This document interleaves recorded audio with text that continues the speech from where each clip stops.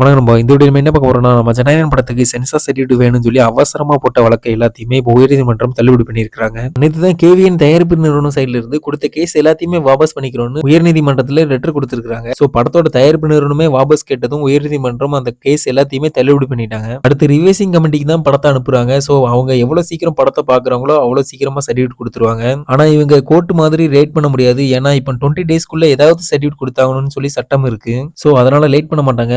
ஆர்மிக்குரிய portions எல்லாம் இருக்கிறதுனால ஒரு ஆர்மி ஆபீசர் படத்தை பார்ப்பாங்களாம். அவங்க படத்தை பார்த்து முடிச்சதுக்கு அப்புறம் கட் பண்ணா யூஏ சர்டிஃபிகேட்டும் கட் பண்ணலன்னா ஏ சர்டிஃபிகேட்டும் கொடுப்பாங்க. ஸோ நெக்ஸ்ட் வீக்ல இருந்தே ஜனநாயகன் அப்டேட் வர ஸ்டார்ட் ஆயிரும். ஸோ நம்ம சேனலை சப்ஸ்கிரைப் பண்ணலன்னா சப்ஸ்கிரைப் பண்ணி வச்சுக்கோங்க. ஒரு ரெகுலரா அப்டேட் கொடுத்துட்டே இருப்போம் நண்பா. அண்ட் சூர்யாவோட அப்பாவும் ஆக்டருமாகிய சிவகுமார் கிட்ட ரீசன்ட் இன்டர்வியூல விஜய் அரசியல் வருகை குறித்த கேள்வி கேட்டிருக்காங்க. அதுக்கு அவங்க என்ன சொல்லியிருக்காங்கன்னா, விஜய் வந்தே ஆகணும்னு சொல்லி மக்கள் நினைச்சிட்டாங்கன்னா அவர் கண்டிப்பா வருவாருன்னு செம பாசிட்டிவா பதில் சொல்லியிருக்காங்க ஆக்டர் சிவகுமார். இதை இப்போ தளபதி ஃபேன்ஸ் பயங்கரமா ட்ரெண்ட் பண்ணிட்டு வராங்க. மக்கள் நினைத்தால் எதுனாலும் நடக்கலாம், மக்கள் தலைவனுக்கு நல்லதே நடக்குன்ற மாதிரி ட்ரெண்ட் பண்ணிட்டு வராங்க. சரி, ஓகே நண்பா. நெக்ஸ்ட் வீக்ல இருந்து நம்ம ஜனநாயகனோட சென்சார் அப்டேட் அண்ட் ரிலீஸ் டேட்டோட அப்டேட்லாம் வந்துட்டே இருக்கும். ஸோ நம்ம சேனலை சப்ஸ்கிரைப் பண்ணி வச்சுக்கோங்க. ஒன் டு ஒன் உடனுக்குடன் டெய்லி அப்டேட்டா வந்துட்டே இருக்கும் நண்பா.